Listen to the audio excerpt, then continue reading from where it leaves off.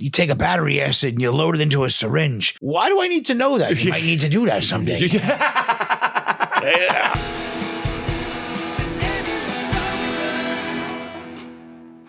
What's up, guys? We got merch now. If you love us or hate us, or if you just want to get angry at us, or if you're just a stoner, just buy our stuff, okay? We got shirts, hoodies, and hats. Go to rockgut.shop for our website. That's rockgut.shop, and use promo code STONER for 10% off everything in the store, okay? For the entire month of November. Rockgut.shop, promo code STONER. What's up, guys? It's the holiday season, and I know some people out there can suffer from a little bit of seasonal depression. That's why we have an affiliate, onlinetherapy.com. At onlinetherapy.com, they find the therapist that's right for you. So if you're suffering from a little bit of seasonal depression, use this promo code right here so you can get 20% off the first month when you use our direct link. onlinetherapy.com. Keep your holidays a positive one. I'm going to get myself down to the show.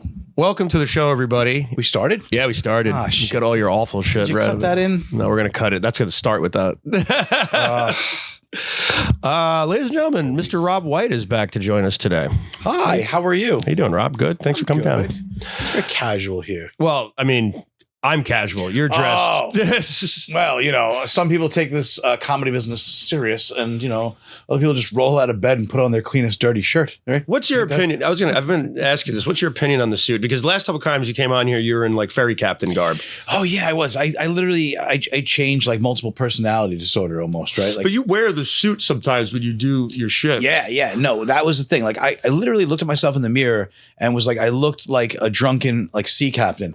I looked like somebody that should have been like on the Andrea Gale. Well, when I first met you, you had the beard and your hair was long, and you wore like the netter hat. And I looked like an old like longshore fisherman or some kind of shit. So I said to myself, like, there's a reason I'm not getting paid shows. Just because I look like I should be taking out the trash. I don't look like. We also wore shorts on stage, God forbid. Yeah, wearing shorts, a Hawaiian shirt with my chest hair hanging out like I was some kind of like Tommy Bahama. And I decided, you know what, screw this. Like, I want to get into the clubs. I want to do Governors. I want to do the bigger clubs. And I'm like, what would be a good look? You know, you went to the extreme though. You went to one extreme. Yeah, the hard opposite. Cut my hair, shave my beard, come in a suit. It was ridiculous. People did. Steve Rocco Perillo, comic out here. He reintroduced himself to me after years of knowing me. He's like, "Hi, I'm Steve Rocco Perillo." I'm like, Steve, I know. Oh, Rob White. Oh my, I didn't know it was you. I'm like, yeah, I could tell. It's fucking. Because you were in the suit and you had like, or because you just came back and you were like, you look like you've just been living in the mountains. Because you stopped doing comedy for a while, but it looked like you went to the mountains for like 8 years. No, I didn't look like. Chris just put up on the screen a picture of Captain Lou Albano. He looked like Captain Lou Albano. I did. Just coming in like a total nightmare, and you know, it was just a different kind of look. And so with the suit, it fit your vibe though. Like it always felt. Yeah. I always like when stuff. I'm like, yeah, it doesn't. That's him though. That's you. That is you. That's a part of you. Oh, like, yeah. No, absolutely. And then after that, I changed back to just wearing my, my scally cap and my button up. Yeah, you were rocking that. Yeah, Dickies shirt. But I don't know. The suit is fun. The suit is fun to wear.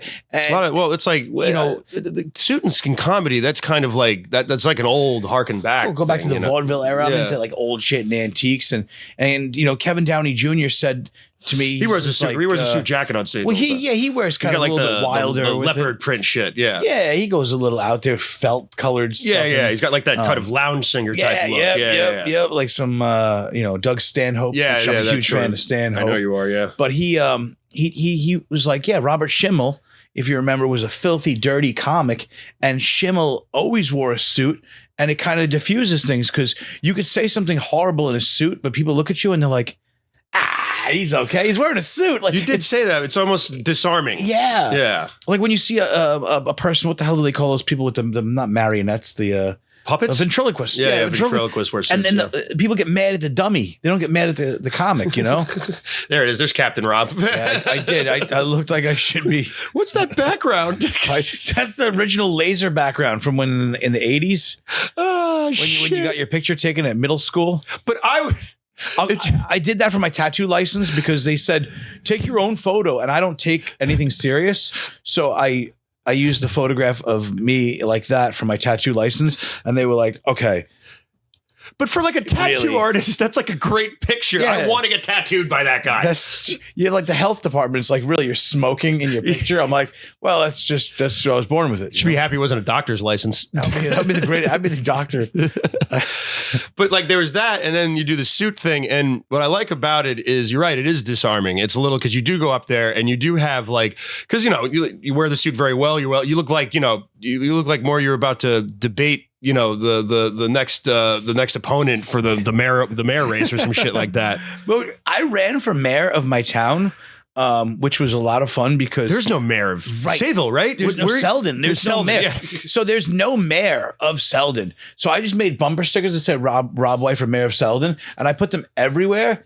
And then like I know everybody around there, and our town councilwoman, years later when I ran for fire commissioner, which we covered in a couple of years. If you ever want to know about Rob's history in the fire department, check out his past episodes. And when I was running for commissioner, I met with her. Kathy, she's a great woman. She's like, "Oh, Rob, you're running for fire commissioner anymore?" She's like, "Well, now what's going to happen to your position as mayor of Selden?" And I was like, "Oh, you know about that?" She's like, "Everybody knows about that up in town hall. They're like, Rob White's the mayor of Selden. What are we going to do? Who's going to run this place?" And I'm like, "I don't know. No one was really running it before." I mean, can you imagine if they actually were like, you know what? We don't have a mayor. This guy seems to know a little the thing or two. Like if you had become mayor, that'd be awesome. I would just do things to make the town better for me and nobody. I would just make like cool stuff. I would just tear down the Walgreens and put it in like a cow pasture. Cow pasture. Yeah, I feel like cows would be cool. Bring Just them be back 18 again. cigar shops on every corner. Oh, there is like 18 cigar yeah, shops. it's true. Nothing would change actually. Yeah, my town's pretty much the same. It's just like a liquor store every other building. It's just funny to me that you had the gumption to be like, someone needs to run this fucking town. If it's going to be anybody, it's going to be me. I'm going to do it. I made stickers that said, Rob White for mayor of Selden, and other stickers that said Hillary Clinton is a duty face. I like the childishness of that. Yeah, it was a duty face. I wanted other stuff written, but they were like, "No, we can't. We're not going to write that." That's so funny. Yeah, certain words they just won't write. Because I wore a suit once for the, I did for the roast. Yeah. I just was like, fuck it, I'm going to do a Rob White thing tonight. I'm going to wear the black suit. And I think it helped it was a roast. So it did do that thing I think you talked about where it's almost disarming and everything. And people like, it's like, oh, what is he going to say? Give us some sort of lecture about the morals of Socrates or something like that. Yeah, you look like you're smarter. You look like a character out of Reservoir Dogs. Yeah, I get that. Like you guys were planning some kind of heist or some shit. And then you were like, oh, let me run real quick and go to the roast at Red Zone as well. But it's interesting because I've thought about it because I think everybody always tries to have a thing when they go up there. I think sometimes maybe when you start out, it's more prevalent, but like, I mean, the wacky ideas. Like I remember I was wearing the jacket on stage at one point. Yeah, but you just kind of change up your style every once in a blue moon. It's not like not every single time. Now that's okay.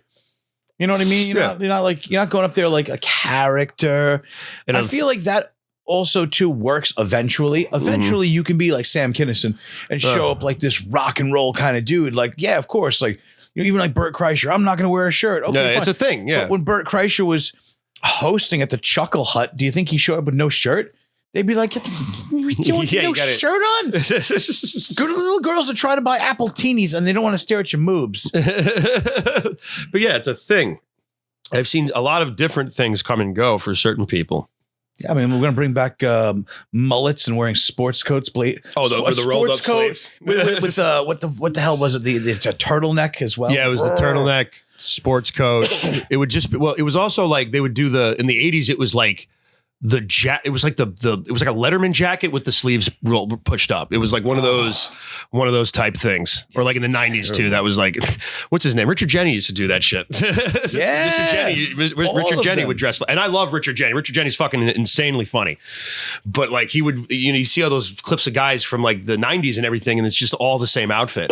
Come out, even for the women too. You had you had to wear the pantsuit and Ellen. Did you ever see old pics of Ellen DeGeneres coming out like Paula Poundstone? Because that was the most famous female comedian at this time. You had to dress like Paula. Ladies and gentlemen, Elaine Boozler. And she comes out dressed in the Hillary Clinton pants outfit. I always say like so many back then, like because you had to wear it as a girl comedian. You can't like nowadays. It's changed so much, and it's awesome. Like you get basically there's less of an emphasis on that, but it was so presentational for so long. It was like it still is. Like if you're doing a late night set, you obviously you want to wear a nice shirt and everything like that. If you actually get like God forbid one of us gets a Netflix special, like would you wear the suit if somebody turned to you one day and was like, we're gonna give you X amount of money to have a Netflix special? Would you decide to wear the suit?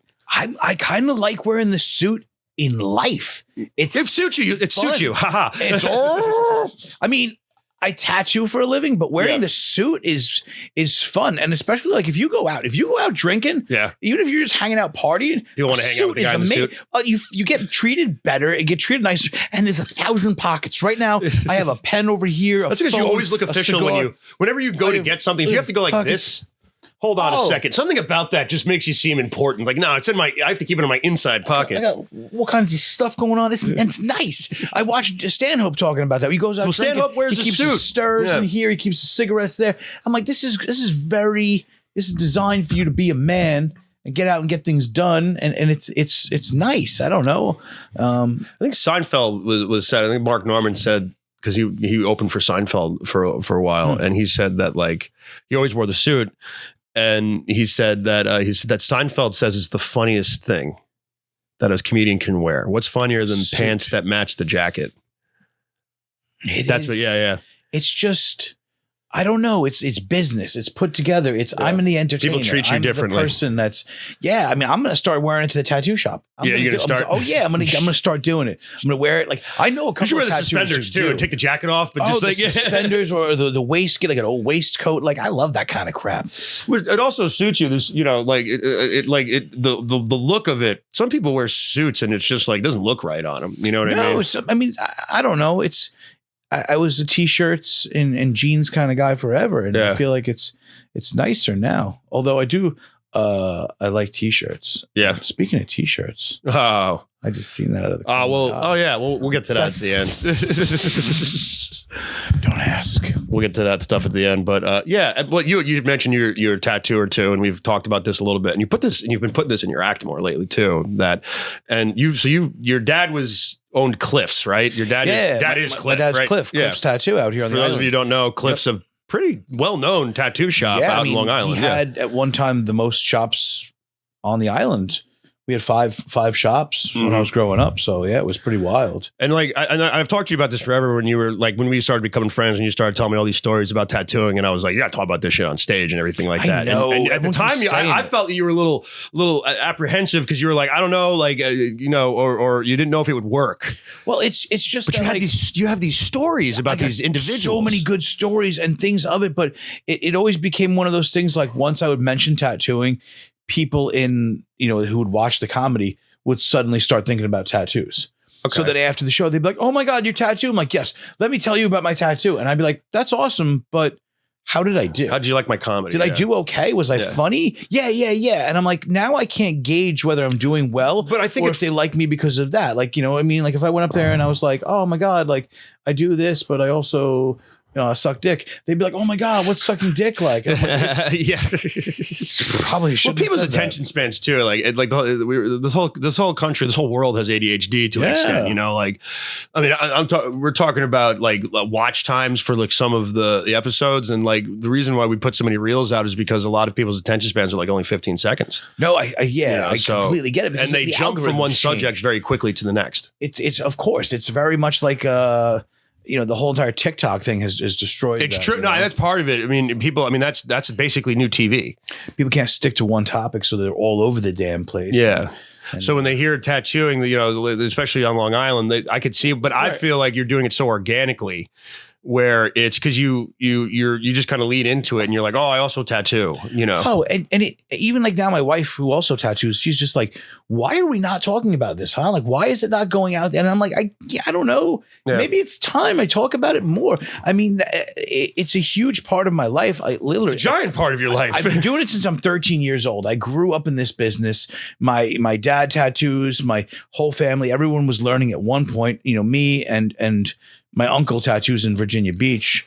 My wife tattoos. We own a tattoo shop. She's together, always booked up. She's a very good tattoo artist. So why are you not talking about all the craziness that is a tattoo shop, especially since tattoo culture is huge now? Yeah. I mean, it definitely, as in the last 20 years, definitely it became like a huge, I mean, that had a lot to do. I mean, reality TV will skyrocket anything. And I know a lot of tattoo people like Miami Ink's fucking bullshit, but like, no, it is, but it did blow up the tattoo scene. Well, the thing that's crazy about whatchamacallit, Miami Ink. Miami Ink is that like they made it like TV wise, like funny, like the drama and stuff. Yeah. And I'm like, they didn't have to do that in tattoo. It just happens. In the 90s, like that was already happening. Yeah. You just film for a year, leave the cameras, come back in a year. You're going to have to edit a lot of things out, but there's going to be some, I've seen everything under the sun. I've seen fist fights and people pass out, vomit, shit their You got pants. a favorite story that you want to tell? Guns pulled on me. Guns. That's right. You told me that story. What are we supposed to do about that? Yeah. Like, do you have like a favorite story, one that's like always sticks out to you? Or you're like, that's, oh man, that's the worst. I should have had a good one prepared. Because I know you got, was it Crazy Joe? Was Yeah. did the battery acid thing? Oh, I worked told with me this about dude that, when yeah. I was growing up. Did I talk about it on the air? I don't remember. Did we ever talk about Crazy Joe on here, Chris? We might have touched on it. Might have touched on it. I learned from a guy, like my father at a certain point had sent me out to work in his shop out in Rocky Point, which Okay. was the furthest out east of all the shops. This guy, And how many Lou, shops did your dad own at it was this point? Five Five shops. Okay. And it was like go all the way out there. I don't want to work with you, but you're going to learn from these guys. And the guy Lou would come and pick me up every day, and he was a great guy. Still tattoos there on the island. But the one guy that he had me with, this guy Crazy Joe, was a maniac. Like he was a savage. Like I can't talk about him and explain it. People think I'm over exaggerating. Like I'm under exaggerating. The man was like 7 foot tall, long blonde hair, biker Viking looking character. Yeah. Rode a motorcycle. Yeah. You know the guys that like love and hate on their knuckles. Yeah, one of those guys. He just had hate. He didn't get love. he was just, my name's Joe, and I'm gonna kill you. That's how. And this was the guy that my dad was like, yeah, he's gonna help you. I'm like, help me what? And he would just. Was he one of those guys covered like just head to toe? Back then, nobody got their face. In their head. But like but like his hands, his arms. He was, but old, like in and out of prison, biker. So a lot of prison tats and everything. Oh yeah, like definitely. Like he did his time for a lot of different things, and he would just tell me horrific shit all the time. Like I don't even know what the statute of limitations. How old were you at the time? time? I was I was there between the ages of 13 and 18. So through those years, I'd be like 16 years old, and he'd be like. He's telling me one time about being, taking bitches in prison.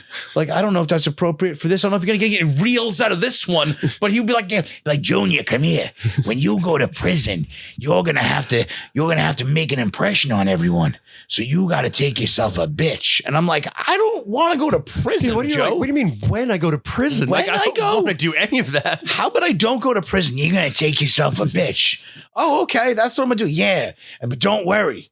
It's not gay if you're the one doing the fucking. And I'm like, being gay is the least worrisome of this whole. How about the whole prison? How about whole going to prison thing? Forcing myself upon another gentleman that might not want it. I'm in prison. What did I do to get there? Maybe that's what I did to get there. I don't, but every day was just, what you could do with this? Like, I don't know. You take a battery acid and you load it into a syringe and you stick it in the car seat. And when the guy sits down in the car, injects him with battery acid and then he dies. And I'm like, why do I need to know that? You might need to do that someday. I was like, this is the wild. It's like, nobody needs to do that, Joe. You need to do that. 14 years old, like, what the hell? No one needs to do that. I'm like, Dad, you know what Joe told me today? Joe would tell me stuff like that all the time. People are like, you're a little exaggerating, aren't you? A little exaggerating.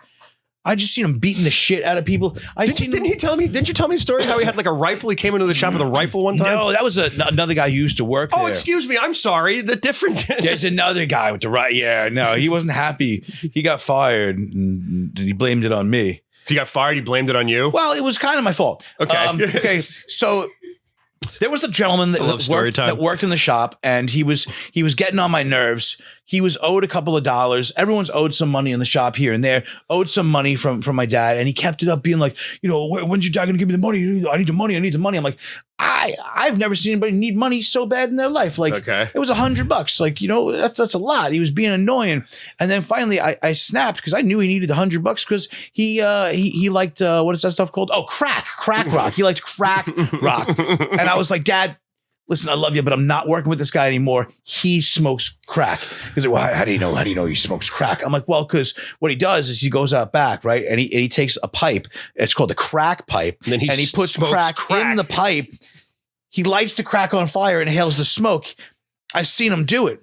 Like he's smoking crack. And he was a tattoo artist? Yeah. And I was like, can you like get maybe we not have him anymore, So what does he do? He calls him up. He's like, hey, my son says you smoke crack, so you can't work in the shop anymore. And I'm just like, why would you do that? I just didn't want to work with him. I wasn't looking to become a target. So he comes in to like clean up his stuff and to leave. And I'm just like, oh, I wonder why he's cleaning this stuff up. I wonder what happened. You're playing dumb the whole time. You're like, oh, what happened, dude?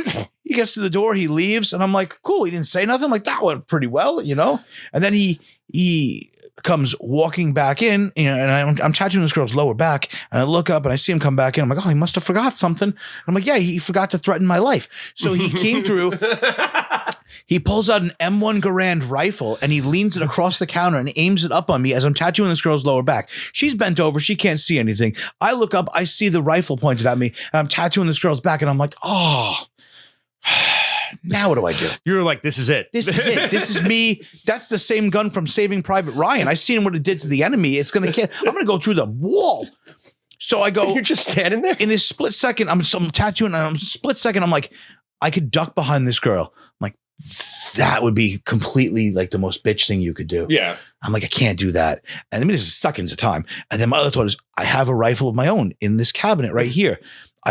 It's collapsible, so I'd have to unfold it and then chamber around. Okay, like, John Wick. And I'm like, that's too many steps. So then I'm trying to calculate it in like seconds of time, like what I could do here. And my brain just overrode all common sense and told me to just, and all of a sudden I just look up and I'm like, oh, really? You're gonna shoot me? Oh, cool. And I went right back to tattooing. Ah, you dick. It's like fight, flight. How about you insult the guy? You just stood up and you're like, oh, fuck you. Like, double down on it. He's mad at you. Make him mad. I was like, oh, really? You're gonna shoot me? That's wonderful. Great. And I went back to tattooing, and then you took the piss out of him. And then I looked back up again, and he was by the front door, and he's like, fuck you guys. I'm out of here. If anybody needs me, I'll be tattooing up the block. And I'm like, great. I went back to tattooing, and it was like just silent. Like the radio stopped playing. Nothing was going on in the shop, and I'm just tattooing, and the guy Tony that was working there was like, yo, like that. I'm not gonna say his name, but like, yo, he just came in and pulled a rifle out on you. I'm like, yeah, that was crazy, right? You would have been dead. Like, I know, I would have been. The girl I'm tattooing is like, wait, what? That was a real gun? That wasn't like, I'm like, no, that was an M1 Garand. You would have been dead too. We all were gonna die. So, and then the lady bent over just like, wait, that was a real thing that you were talking about? And this is like that 15 minutes is going by, and every like 5 minutes or so, I would just chime in and be like, that was pretty nuts, huh? Yeah. Because you were processing it, and you were like, wonder what happens next. I don't know either. And then my dad called. Did you see that guy again? And oh, well, yeah. Oh, I'm sorry. Go ahead. This is a terrible thing. I should probably not do this, but you wanted a reel. Here we go. Tony, the guy Tony answers the phone, and my dad's like, hey, how's it going? Ah, it's great, Cliff. Everything's fine down here. We're just tattooing. I'm tattooing. Rob's tattooing. Oh, can't say his name. The guy came in that you fired, just came in and pulled a rifle out on your son. And my dad's like, what? He pulled a what? Like, what? He put him on the phone. I'm like, yeah, Dad, like he pulled a rifle. Like, how old were you at this time? I was about 25. So you were, relative. I mean, that's still a young age to get a gun pulled on you. And he's like, you call the cops. You call the cops now. I'm like, Dad, you always told me my whole life, like, you never dial 911. Like, you never call the cops. Like, are you sure we shouldn't, like, maybe let this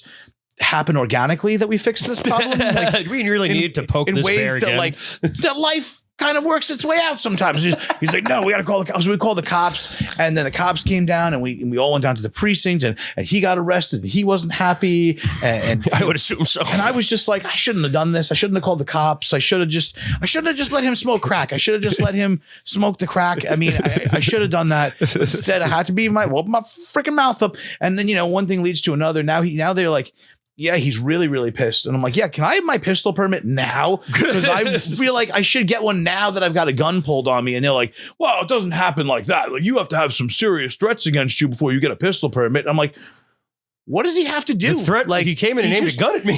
Came in like a soldier. I don't know. All right, fine, whatever. We'll give you this piece of paper that's keeps him away from you. One of these restraining orders. Restraining orders. I'm like, all right, fine. And then immediately just starts emailing me and MySpace messaging, because MySpace was the thing that. What are you sending, like pictures of dead raccoons or something like that? I'm gonna kill you, you son of a this and that. And then I started ignoring him. Then he started messaging my girlfriend at the time. Oh God, telling her horrible things and all the things he was going to do to me.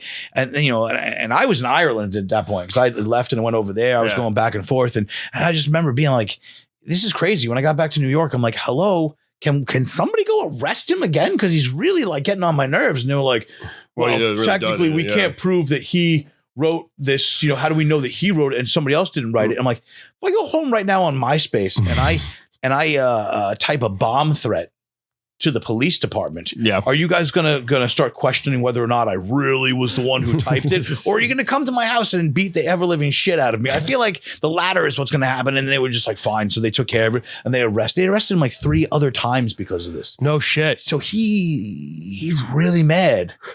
Like, look. He's still out there. He might watch this and be like, I wasn't mad, but now he's reminded me. Like De Niro in Cape Fear. He's got like you tattooed on his chest now. Like, I don't know. Maybe he's having a good time. I don't know. I don't feel like dealing with it again. The next thing you know, if I'm gonna go on some goddamn comedy show in Tampa, he's gonna just show up and be like, "Hey, remember me?" I'm like, yeah, I do. Oh, people showing up that you don't want to see at shows is like my least favorite thing. But they don't show up with rifles, do they? Yeah, no, more like ex-girlfriends for me. You have more problems than me. I'm fine. Ex-girlfriends. Yeah, I don't want to get shot by this guy. Hopefully he's not pissed off anymore. I mean, Jesus, forever. This is Rob's story corner. It happens. What are you gonna do? We all made in the wild decisions. world of tattooing. You didn't see that shit on Miami Ink. Let me tell you that. Yeah, Miami Ink's like, you know what the problem is around here, Karina? Like, what's the problem? What's the problem? It's so He's jealous because my boyfriend talked to your girlfriend, and yeah, it's such like I remember watching some of that, and I'm just like, this is what you're dealing with? Like, oh, it's such a hard life tattooing rock stars in Miami, or in LA Ink was the one where I remember like Nikki Sixx came in, and I'm like, oh man, what's the drama having to do with this?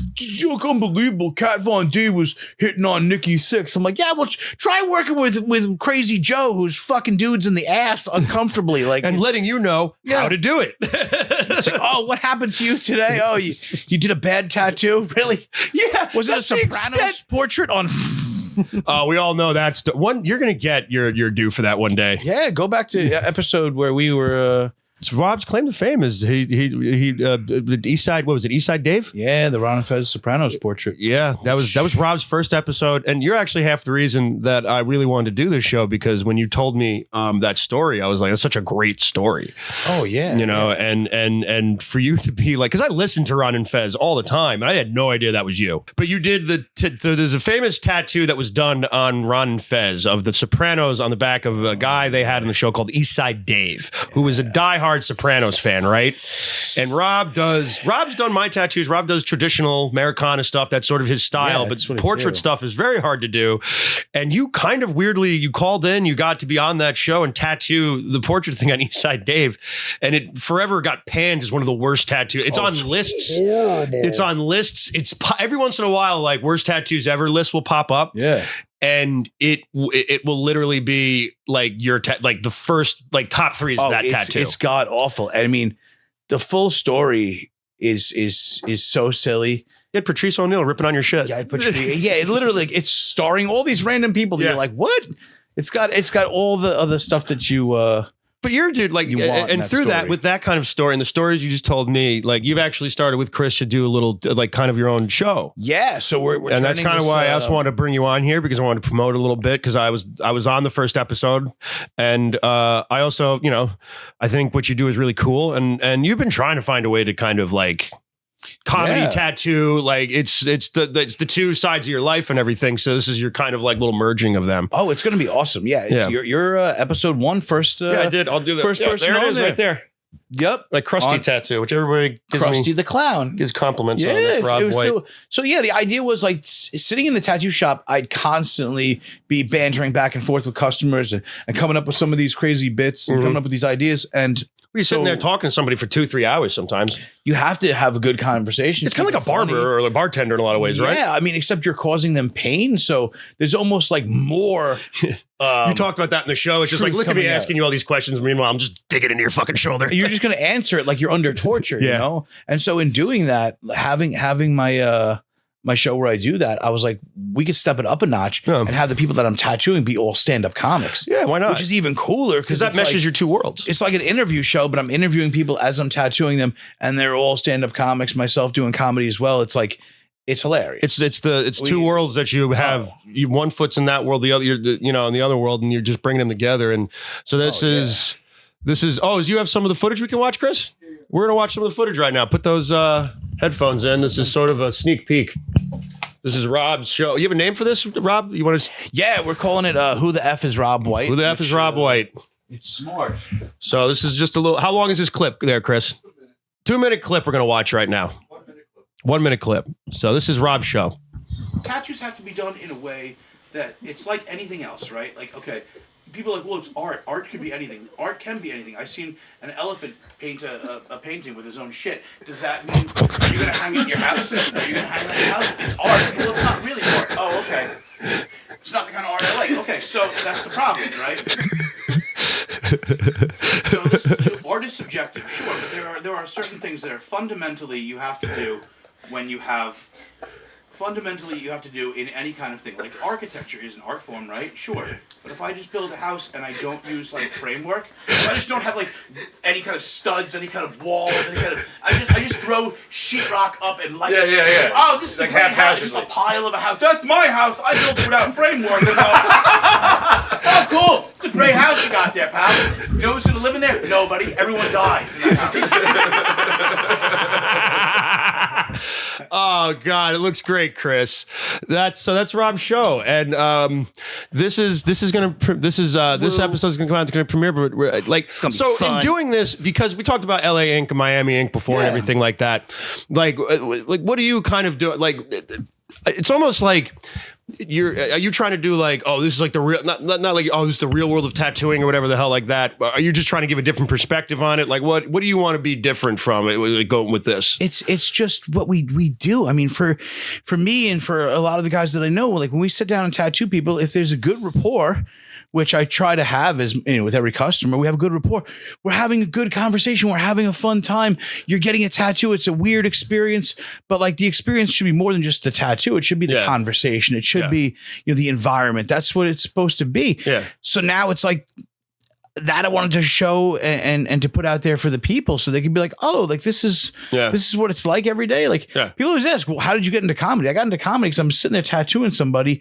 Bullshit. And you're also like one of those dudes that's I always make fun of you, be like, you're always making bits, but you're one of those guys that's like your brain's always constantly working, so you're always sort of churning out like little jokes here and there. You have to. I mean, especially I feel like with tattooing, I try to keep people talking all the time in the conversation.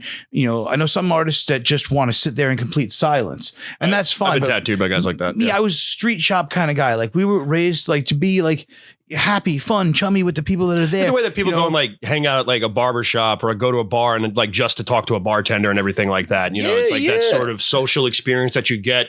It's not just going to get a haircut. It's not just going to get a tattoo. You kind of go for. That's why everybody has their artist, their guy that they go to. I think, right? Fun. I mean, not everyone's gonna like it. Somebody wants to come in and just be quiet. Like. For me, I was just raised like, hey, if you got them talking and they're laughing and they're having a good time, they're going to enjoy it. They're going to want to come back. Plus, if they're talking, they're breathing. If they're breathing, then they're not going to pass out. Yeah. And How often has that happened to you? a decent amount.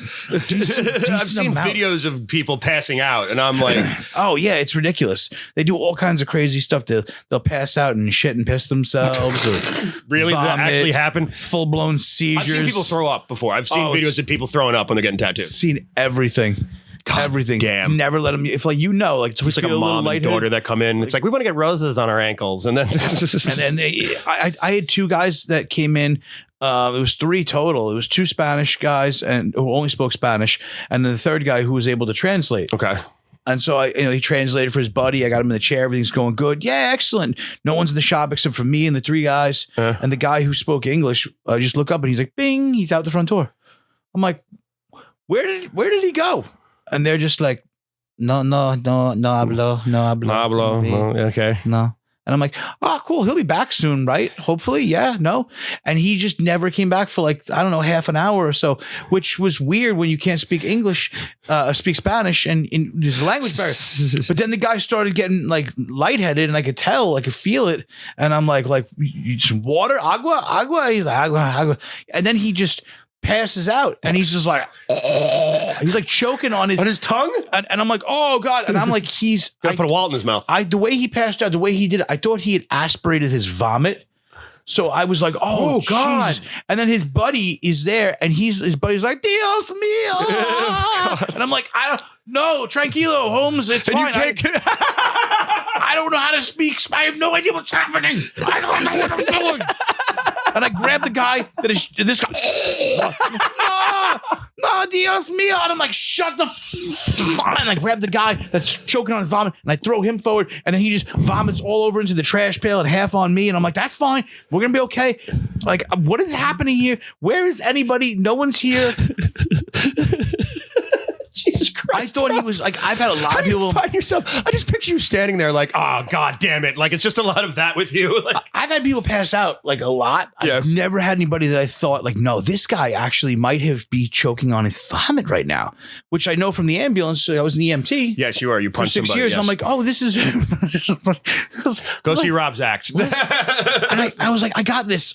All I need to do is grab the suction unit and I can, I don't have a suction unit.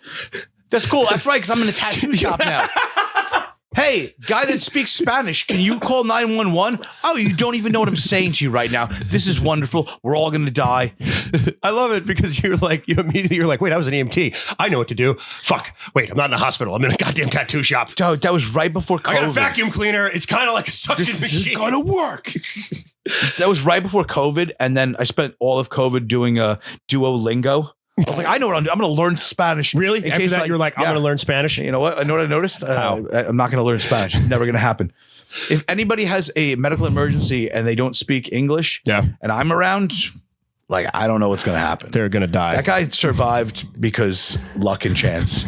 I think it's because when I threw him kind of forward, he vomited he got mostly in the trash pail, which was amazing. Okay. A little on my sleeve, but it wasn't, wasn't. Would you nothing. just like double him over? Yeah, I turned like onto like this way. So he was like this way over the top. And yeah, I was like, good for me. Did that guy ever show back up, the translator? Yeah, he showed up later. And you're like, hey man, you missed a few things. What happened? Yeah, well, It's like, where did you go? Like, I don't know. It's like, I heard this is where you can smoke crack. Like, We just went right back around. That's again. called a callback. But it's cool that you're doing this show. I like it. I think it's fun. And so, what's some of the other? Because you're having a couple of comedians, a couple Long Island comedians on that people know. Who else are you gonna have on? I heard you're gonna have Hugh Murray on. I know you were talking about him at one point. Hugh Murray. Was it about Hugh Murray on there? I've tattooed Hugh Murray. I don't know if we were coming in back on the show because I don't know if he had anything that we were doing. Well, as of right now, we did you. Yeah, you did me. I did Kelpie. Yes. Long Island comic Kelpie. We did Tony Landolfi. Tony's the best. I'm supposed to have Jessica Colazzo and Fat Jay. Cool. All funny people. There should be some great stuff. Yeah. Is it going to be you the whole time? Or are you going to, is it only you tattooing? Or do you think maybe that you would do something like, maybe have one of your other artists do something too, where you're kind of there or anything already like trying that. to replace the host I'm of not the even. show. I'm just You know saying, what I no, mean? it's your baby. Hey, I'm just. you think you'll ever have somebody else on the show instead Listen, of you, Rob Joe? White's not really working as the face of this show. No. I think we need to get Joe, we like you. We like what you're doing, but do you think maybe you could go behind the board and Yeah. Chris could come out here for a while? No, it's not a millennial stoner enough for us. it's not a bad idea. No, That would just be kinda because I know how you're such a big advocate, because you had said before, it's like, I should submit this show. I don't know everybody says, but like I should submit this shop to do its own show and everything like that. Right, yeah. So in a lot of ways, this can kind of be that thing. Oh, that And could be cool. Like it would be cool to. I should. if they're like a specialty, you could stand there the whole time. I next to should them. get a comics to tattoo me. That would be random. Dude, I'll do that first episode. That would be hilarious. What do you want, Imagine- like on the side of your face, like Mike Tyson? Today, hello, I'm Rob White, and this is wait, what? Why are you tattooing? Like that would be hilarious, right? No, but I mean, I'm gonna keep doing this, and then hopefully I can get some like bigger, better comics than. I think just keep putting it out there, and your work also. I mean.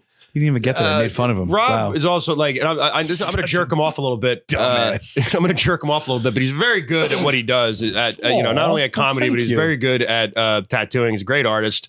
You drew that picture of Billy Geyer too. Like, Oh yeah. We did a so portrait you're of him. a very good artist. So if you need a tattoo, what is the name of your tattoo shop too? Oh, the Black Duck Tattoo Company, Yeah, and where is it located? Selden, New York, Selden, right out New here York. on sunny, fun Long Island. He's got so many awesome tattoo people working for him that do all different variants of Oh, yeah, styles. yeah. So if you need something, he's got a person for them. Do you have even somebody for tribal? You were looking for somebody that did tribal, We were right? just trying to get a little bit of everything. Yeah. But yeah, like Carly and Nick and Dan, like they've been doing tribal lately. So Yeah. we every day is something different. We Yeah, don't you're have anybody ever that's like photorealism. Yeah. But I mean photorealism. Those tattoos always look so weird to me. Yeah, they're for queefs anyway. That's what they. My favorite word. That's what they say. Bunch of queefs. Yeah, a bunch of queefs, they say. That's Oh, Mark Norman. I want this to look just like a photo. Well, then go get a camera. What can I tell you? So, but it's cool that you're doing this and you're bringing up everybody else on it. And if you need a tattoo, hit up Rob's shop. He's got, like I said, he's got a lot of great artists and everything. You get tattooed by the man himself. And then he'll try to convince you to go see a 5-person bringer show. And then, I'm not doing bringers anymore. no, we're doing better in life. Hey. Nice impression. I don't know. And the name of the show is Who the Fuck is Rob White? So go check it out. Who the F is Rob Who the White? F is Rob White? See, because we can't say. Well, I can say right now, but it's Who the F is Rob White. Yeah. And you're going to find out who the F Rob White is by checking out that show.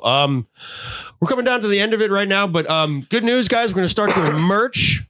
We're going to do t-shirts, hats, hoodies, stickers, and more at rotgut.shop. Yes, is that right, Chris? Yeah. Rotgut.shop. That's the production company. Nice. That's what's going to be, because we helped Rob produce a show. That's what's going to come out. It's actually the Rob show will be out on the Millennial Stoner, the Rotgut production page first, which we're going to put a link to when it comes out. Everybody will have it. We're going to do shirts, all that stuff. If you want some of Rob's merchandise, do you have a website for that, Rob, for your tattoo stuff? No, I don't have anything yet. I think we were going to do. You can go out of the shop, buy t-shirts and everything. I feel like, I don't know if we were going to do Rotgut was going to do all the merch on there. No, or if this is just for Millennial Stoner merch. Oh, okay, yeah. So I mean, I don't know. If you want, talk to Chris. He'll make a shirt for you. Maybe we'll get on. Who the F is Rob White will be on there. Oh, Who the F Yeah. Rob White will be on there? So I'm we're an gonna asshole. sell my merch I didn't even to smoke Rotgut. today. Yeah, you're always kind of high though. Yeah, You're I smoked this morning. You just that's what your I had to do deodorant radio at is. fucking 8:30 this morning, so I was like, oh, like Yeah, you're fried.